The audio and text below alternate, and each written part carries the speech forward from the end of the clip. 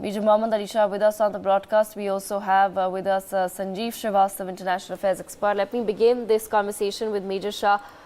Major Shah, China is making a lot of lame excuses, saying that it's a civilian balloon.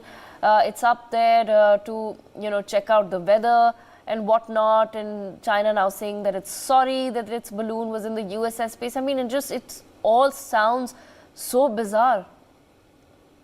Absolutely, Devika, there is a Chinese author by the name of Sun Tzu. He wrote a book, The Art of War, like the way we have a Chanakya Riti in India. Similarly, they have their Sun Tzu's philosophy of fighting a war.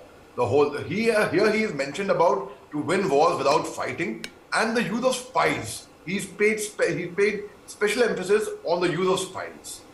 Now, there was a Chinese spy vessel, Yongwon 5, which had come to Sri Lanka at the Hambantota port, which was parked there for a long time, which had radars, it had surveillance equipment attached to it. They tried their best to do their spy work, but they couldn't. I don't think they succeeded much. And in fact, I am sure they wouldn't have succeeded much.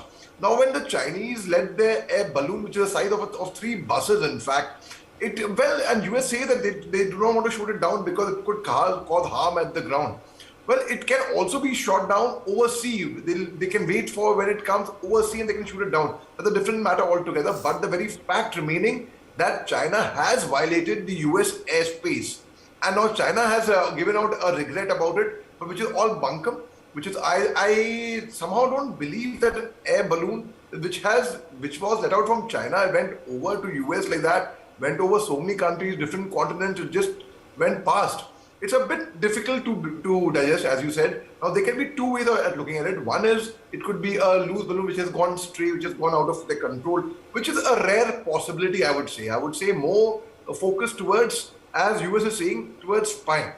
So it is, and Anthony Blinken had to cancel this trip. It would have been the first trip a senior US delegate would have been going to China, which would have been a very, very good sign. In fact, he had to cancel it, scrap the trip completely. So when China is totally incorrigible, when they indulge in this kind of activities, it is something, a question. And US, of course, they have offered regret, but that is not enough. The damage has been done. And the US is also saying, but that is not enough. That's all hogwash, all bunkum.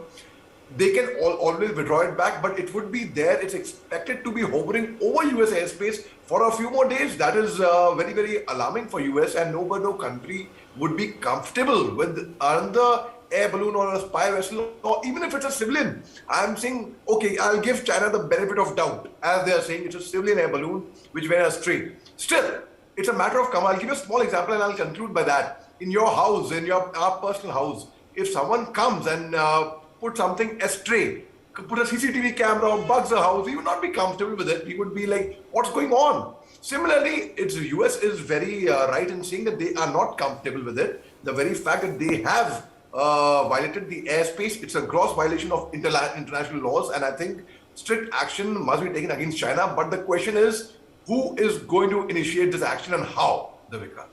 Right, absolutely.